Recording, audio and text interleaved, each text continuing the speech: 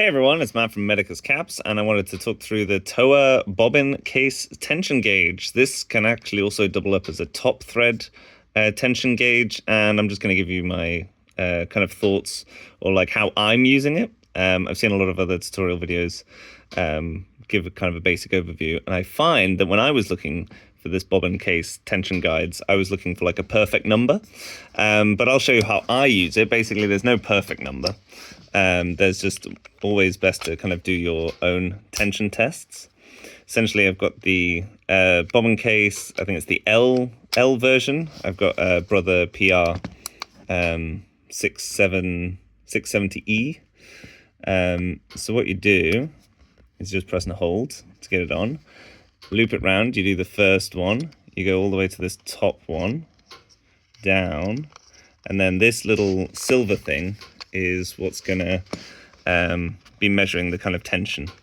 Now you're going to pull it across. It goes across this thread cutter, so if you cut it too long, if you're getting too long, then you can always cut it out. So that's roughly what mine's hitting. Now I've just been calibrating all my others because I've changed from kind of these cardboard side fill pre-wound bobbins to the Magtech ones.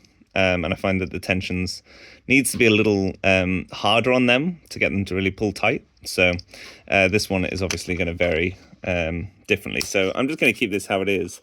But essentially what you want to do is, especially if you have multiple machines, is just make a note of when you do kind of calibration on one machine, just make a note of the number by slowly pulling.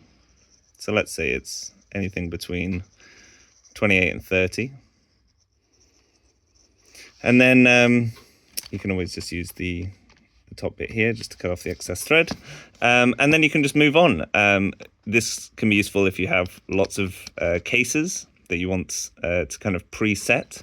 And if you do need it tighter or thinner, then you just need to turn this little dial here. Now, it can be very tricky to do. I would say do it in about 10-minute segments if you're going to imagine this as a clock.